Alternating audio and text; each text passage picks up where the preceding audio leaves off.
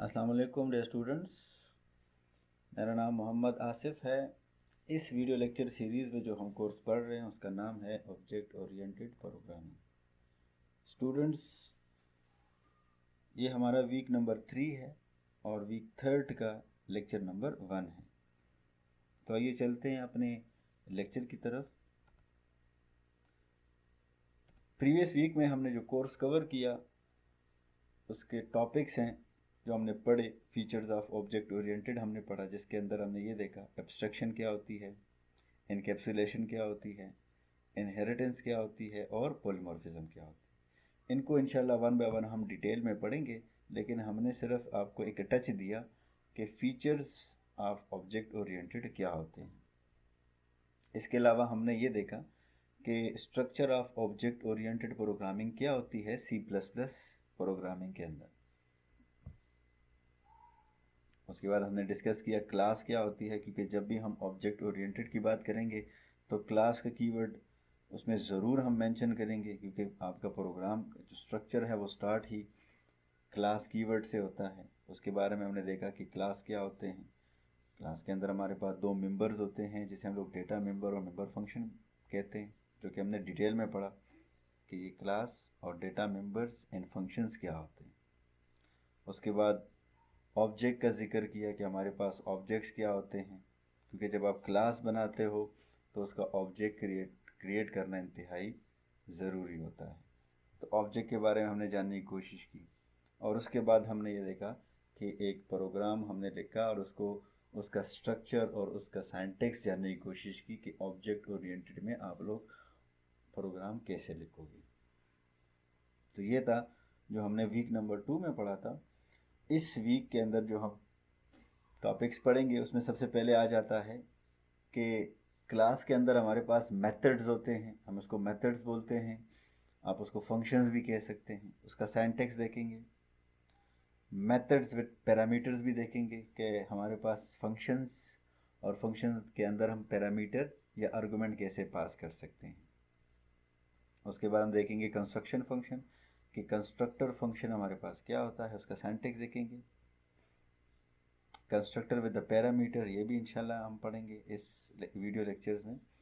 और आखिर में कोशिश करेंगे ये जानने की कि हमारे पास एक्सेस स्पेसिफायर्स क्या होते हैं, जिसमें सबसे पहले आ जाता है पब्लिक, फिर प्राइवेट और आखिर में प्रोटेक्टेड स्पेसिफायर आ जाता है। तो आइए स्टूडेंट अपने फर्स्ट टॉपिक की तरफ, और आखिर में इंशाल्लाह हम करेंगे प्रोग्रामिंग एग्जांपल्स। वो तो जाहिर सी बात है, क्योंकि जब भी हम कोडिंग करेंगे और प्रोग्रामिंग लैंग्वेज पढ़ेंगे तो हर टॉपिक को समझने के लिए हम लोग क्या करेंगे, एक प्रोग्रामिंग एग्जांपल करेंगे। सबसे पहले बात करते हैं क्लास के अंदर जो मेथड्स होते हैं, क्योंकि हमने कहा था क्लास के अंदर दो मेंबर्स होते हैं, एक हमारे पास डेटा मेंबर होता है और दूसरा हमारे पास मेंबर फंक्शन होता है। तो उसमें सबसे पहले बात करते हैं मेथड्स की, जिसे हम लोग फंक्शंस भी बोलते हैं। Methods are function that belongs to the class. ठीक है, हमने कहा था कि ये एक मेंबर है क्लास का। There are two ways to define the function that belongs to the class. अब हम जो है फंक्शन को या मेथड्स को दो तरीक़ों से डिफाइन कर सकते हैं, एक inside of the class body और एक outside of the class body. कैसे करेंगे इंशाल्लाह प्रोग्रामिंग के अंदर आपको बताएंगे, लेकिन पहले हम लोग उसको थ्योरेटिकली समझ लेते हैं। तो दो तरीक़ों से कर सकते हैं, one is inside the class and दूसरा आउटसाइड ऑफ द क्लास। उसकी डिफिनीशन हम कर सकते हैं। In the following example we define a function inside the class and we name it as a my method. ठीक है, हम एक प्रोग्राम लिखने वाले हैं जिसके अंदर हम ये उसका एक फंक्शन का नाम लिख रहे हैं जिसका नाम है माई मेथड। हमने एक चीज़ नोट करनी होगी, you access method just like you access the attributes by creating an object of the class and by using the dot syntax।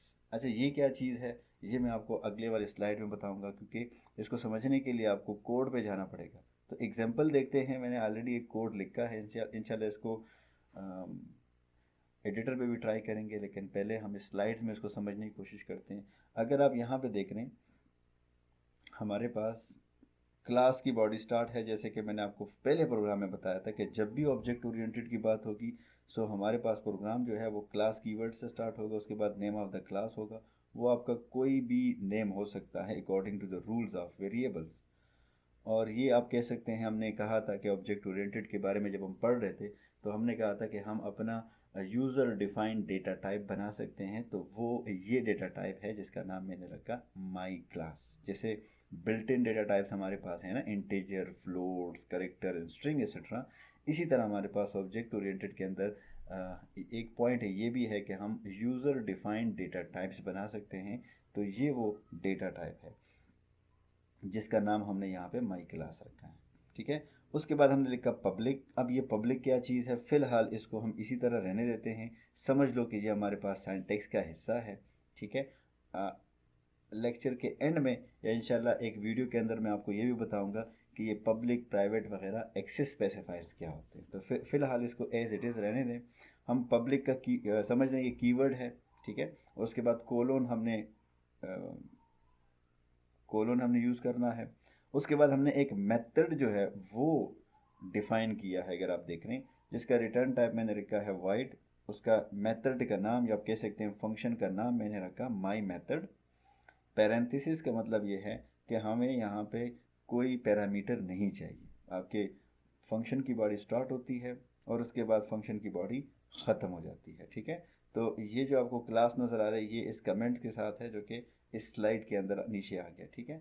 तो इस फंक्शन के अंदर हमने कुछ नहीं किया, जस्ट हमने हेलो वर्ल्ड का एक मैसेज प्रिंट किया है with the help of cout command. इस फंक्शन के बारे में आपको ये बताया जा रहा है कि हमारे पास क्लास के अंदर फंक्शन को डिफ़ाइन किया जा सकता है, जिसमें हमने कहा था हमारे पास दो तरीक़ों से डिफ़ाइन कर सकते हैं, एक क्लास के अंदर और एक क्लास के बाहर।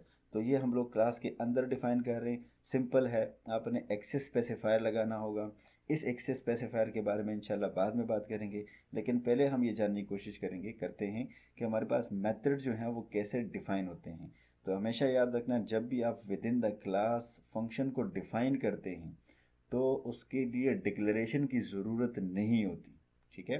हम उसको सिर्फ डिफ़ाइन करते हैं और जहाँ पे ज़रूरत हो, मेन फंक्शन से हो या विद इन द क्लास हो, उसको कॉल किया जा सकता है, ठीक है। तो हमने फंक्शन को डिफ़ाइन किया विद नेम वाइड, मतलब रिटर्न टाइप वाइड। नेम हम उसका रख सकते, मैंने रखा माई मेथड। पैरामीटर हम सेंड नहीं कर रहे और उसके अंदर हमने एक ही मैसेज प्रिंट किया है, सिंपल सा मैसेज है कि hello world with the help of cout keyword. अब आप मेन फंक्शन की बात करते हैं, क्योंकि आपको पता है क्योंकि प्रोग्रामिंग में जब आपका मेन फंक्शन ना हो तो आपका कंपाइलर जो है वो स्टार्ट नहीं कर सकता। तो अगर आप देख रहे हैं मेन फंक्शन स्टार्ट हुआ, उसका रिटर्न टाइप मैंने इंटीजर रखा, मेन इज़ अ कीवर्ड, उसकी बॉडी स्टार्ट हुई और उसके बाद आप देख रहे हैं कि हमने माई क्लास। तो ये आपके पास जो एक क्लास का नेम नज़र आ रहा है, आई होप आपको यहाँ से याद हो माई क्लास हमारे क्लास का नेम था। तो अगर आप हम कर क्या रहे हैं, हम ऑब्जेक्ट क्रिएट कर रहे हैं। तो ऑब्जेक्ट क्रिएट करने का तरीका मैंने आपको प्रीवियस लेक्चर के अंदर बताया था कि हम लोग क्लास का नेम लगाएंगे, स्पेस और ऑब्जेक्ट का नाम लिखेंगे, ठीक है। तो हमने लिखा क्लास नेम, जो कि हमारे पास क्लास का नेम है माई क्लास, एंड ऑब्जेक्ट का नाम हमने रखा माई ऑब्जेक्ट, ठीक है। ऑब्जेक्ट का नाम कुछ भी हो सकता है according to the variables rules. जैसे हमारे पास इंटीजर x है, इसी तरह इंटीजर की जगह अब हमारे पास आ गया माई क्लास। और x का मतलब है कि ये वो वेरिएबल है, ये वो ऑब्जेक्ट है जो इस क्लास से बिलोंग कर रहा है। तो जैसे कमेंट्स में आपको नज़र आ रहे हैं, create an object of my class.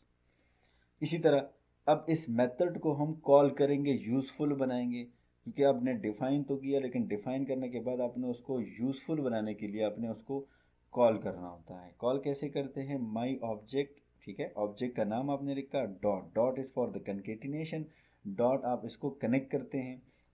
अब इस ऑब्जेक्ट के अंदर हमारे पास क्लास के अंदर जो भी हमारे पास मेंबर्स होंगे वो ऑब्जेक्ट के थ्रू आप कॉल कर सकते हैं, जैसे मैंने आपको लास्ट टाइम कहा था। लेकिन अब इस टाइम हमारे पास ऑब्जेक्ट इस क्लास के अंदर एक ही मेथड है। अगर 10 मेथड्स होते हैं, नंबर 1, नंबर 2, अगर हमारे पास यहाँ पे डेटा मेंबर्स होते तो with the help of this object, ये जो आपको ऑब्जेक्ट नज़र आ रहा है, इस ऑब्जेक्ट के थ्रू हम उसको कॉल कर सकते थे, ठीक है। क्योंकि अब हमारे पास एक ही ऑब्जेक्ट, एक ही फंक्शन है, तो हमने उसको कॉल कर रहे हैं ऑब्जेक्ट का name dot dot is very important. आपने हमेशा डॉट को यूज़ करना होगा अगर जब भी आप किसी इन्वोक करते हो कि क्लास मेंबर को, ठीक है, जिस क्लास का ऑब्जेक्ट है आप उसकी क्लास के मेंबर्स को एक्सेस करने की कोशिश करोगे तो आपने डॉट मस्ट यूज़ करना होगा, ठीक है। और ये क्योंकि हम प्रैक्टिस करते रहेंगे पूरा सेमेस्टर तो आपको ये चीज़ समझ आ जाएगी कि हमारे पास ये जो ऑब्जेक्ट है इसके अंदर हम सारी वो चीज़ एक्सेस कर सकते हैं जो क्लास के मेंबर्स होंगे। सो डॉट के बाद मैंने फंक्शन को कॉल किया है, फंक्शन का नेम है माई मेथड, ठीक है, और पैरेंथेसिस आखिर में डाल देते हैं और सेमीकोलन, क्योंकि ये फंक्शन जो है आर्गूमेंट उसको नहीं चाहिए तो हम जो है वो आर्गूमेंट सेंड नहीं कर रहे। हमने फंक्शन को कॉल किया, फंक्शन जहाँ जैसे ही यहाँ से कॉल हो जाता है आपका कंपाइलर कंट्रोलर जो है वो यहाँ पे जंप कर जाएगा और यहाँ हमारे पास एक मैसेज प्रिंट करेगा। मैसेज प्रिंट करने के बाद आपके पास रिटर्न 0 और प्रोग्राम ख़त्म हो जाएगा। तो अगर आपने यहाँ पे देख रहे हैं हमने यहाँ पे कमेंट में लिखा है call the methods, call the function, ठीक है। तो इस स्लाइड के अंदर हमने ये देखा कि फंक्शन को डिफाइन कैसे करेंगे और आखिर में हमने ये देखा कि ऑब्जेक्ट कैसे क्रिएट करते हैं और साथ साथ में उस फंक्शन को कॉल कैसे करेंगे with the help of object dot operator and आपके फंक्शन का नेम, ठीक है। सो लेट्स सी आगे देखते हैं हमारे पास। अब हमने defining method outside of the class, ये तो हमने इनसाइड ऑफ द क्लास आपको बताया कि जब आप inside of the class function को डिफाइन करेंगे तो डिक्लेयर करने की ज़रूरत नहीं होती। अब हम लोग आउटसाइड ऑफ द क्लास की बात करते हैं। Let's see, to define a function outside of the class definition, you have to declare it inside of the class, then define it outside of the class. अब जब आप outside of the class body define करते हैं किसी भी function को तो आपने क्लास के अंदर उसको उसकी डिक्लेरेशन मतलब उसका सिग्नेचर मस्ट आना चाहिए कि उसका रिटर्न टाइप क्या होगा, उसका नेम क्या है, उसको पैरामीटर चाहिए कि नहीं चाहिए और आखिर में आपको सेमी कॉलन लगाना पड़ता है। तो डिक्लेरेशन तब आपको ज़रूरत पड़ती है। This is done by specifying the name of the class followed the scope resolution operator and followed by the name of the function. अब ये है कि आप जब बाहर डिफाइन करते हैं outside of the class body तो उसके लिए आपको एक ऑपरेटर की ज़रूरत पड़ती है और उस ऑपरेटर को हम बोलते हैं स्कोप रेजोल्यूशन ऑपरेटर। ये दो कोलोन आप एक साथ लगा देते हैं, हम उसको स्कोप रेजोल्यूशन ऑपरेटर बोलते हैं। लेट्स सी, इसके ऊपर छोटा सा एग्जांपल करते हैं। उसी क्लास मैंने क्लास लिया उस और इस क्लास का भी हमने नाम रखा माई क्लास, ठीक है। अगेन हमने एक फंक्शन लिया जिसको हमने एक्सेस स्पेसिफायर जो है ना, मैंने आपको कहा था हमारे पास 3 स्पेसिफायर्स हैं, पब्लिक, प्राइवेट और प्रोटेक्टेड। फिलहाल हम उसमें से पब्लिक यूज़ कर रहे हैं। फिलहाल इन शॉर्ट आप ये समझ लें कि पब्लिक का मतलब होता है कि आप इस मेंबर को कहीं पर भी एक्सेस कर सकते हो, इनसाइड और आउटसाइड हर जगह एक्सेस कर सकते हो। डिटेल में इंशाल्लाह इसके ऊपर वीडियो करेंगे। हमने एक फंक्शन को क्योंकि डिक्लेयर कर रहे हैं, क्योंकि आपको यहाँ पे सेमीकोलन नज़र आ रहा है, इसका मतलब हमने इस फंक्शन को डिक्लेयर किया यहाँ पे। तो उस फंक्शन का हमने रिटर्न टाइप लिखा, फंक्शन का नाम रखा और पैरामीटर्स हमने इसको फ़िलहाल 0 सेंड किए हैं।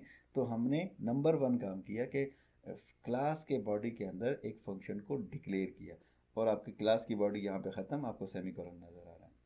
यहाँ से आपको समझ आ गई कि हमारे पास अगर कोई फंक्शन डिक्लेयर्ड है तो इसका मतलब है कि हमने फंक्शन को क्लास के बॉडी के बाहर डिफाइन किया होगा।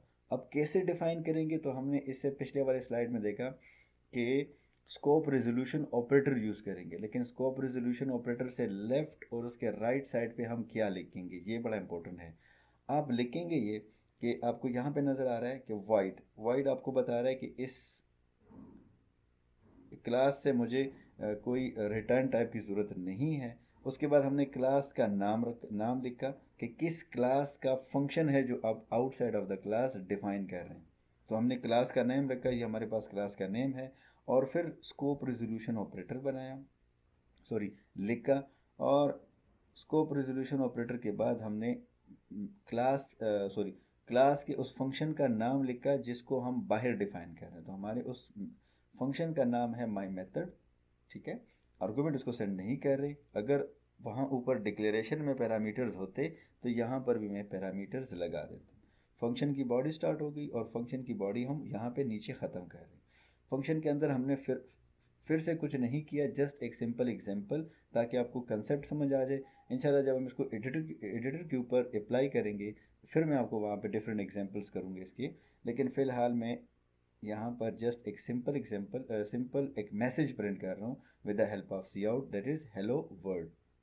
ठीक है, तो आपने ये देखा यहाँ पे इम्पोर्टेंट ये है कि outside of the class body जब हम डिफाइन करेंगे तो हम वाइड मतलब रिटर्न टाइप लिखेंगे of the class, and my class का मतलब है कि ये हमारे उस क्लास से ये फंक्शन जो है बिलोंग कर रहा है। उसके बाद स्कोप रिजोल्यूशन ऑपरेटर डालेंगे and name of the class डालेंगे। ठीक है, अब नेम ऑफ द क्लास हमारे पास यहाँ पे पैरामीटर जो उसका ऊपर सिग्नेचर डिक्लेरेशन में है सेम टू सेम हमने यहाँ पे भी लगा देना है। बॉडी के अंदर हमने कुछ नहीं किया। अब मेन फंक्शन में आते हैं। मेन फंक्शन के अंदर दोबारा से ऑब्जेक्ट क्रिएट कर रहे हैं, तो उसी तरह जैसे हमने इससे पहले ऑब्जेक्ट क्रिएट किया था, क्लास नेम और ऑब्जेक्ट का नाम आप कुछ भी रख दें। यहाँ पे फिर से इन लोगों ने माई ओबीजे रखा है, आप इसको एक्स वाई जेड या कोई भी आप अपना नाम वगैरह according to the rules of variable रख सकते हैं।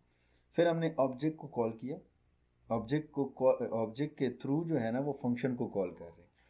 फंक्शन को कैसे कॉल करते हैं, जब हमने कहा था last time call the method, तो कॉलिंग आपकी उसी तरह होगी जैसे हमने लास्ट एग्जांपल में किया कि ऑब्जेक्ट का नेम लिखा, फिर डॉट मतलब dot operator is for the connectivity, is for the concatenation. ठीक है, and name of the function call किया। जैसे ही कॉल हो जाता है तो आपके पास उस फंक्शन की बॉडी में वो जंप करके उस फंक्शन को उसके फंक्शन के जो स्टेटमेंट्स हैं उसको प्रिंट कर देगा। आखिर में आपका मेन फंक्शन ख़त्म हो गया। तो स्टूडेंट्स आई होप आपको ये समझ आ रही होगी कि जब इनसाइड ऑफ द क्लास करेंगे फंक्शन को डिफ़ाइन तो डिक्लेयर करने की ज़रूरत नहीं होती, और जब आप outside of the class function को डिफ़ाइन करेंगे तो आप डिक्लेयर मस्ट करेंगे। फिर जब बाहर डिफ़ाइन करेंगे तो स्कोप रिजोल्यूशन ऑपरेटर की आपको ज़रूरत पड़ती है। अब हमारे पास क्लास के मेथड से जो है मतलब क्लास के फंक्शन के साथ अब हमने आर्गुमेंट भी सेंड करने हैं, तो वो कैसे होंगे। अब ये इनसाइड की बात हो रही है।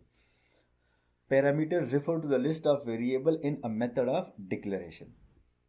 अब हमारे पास एक पैरामीटर होता है, दूसरा आर्गुमेंट्स होते हैं।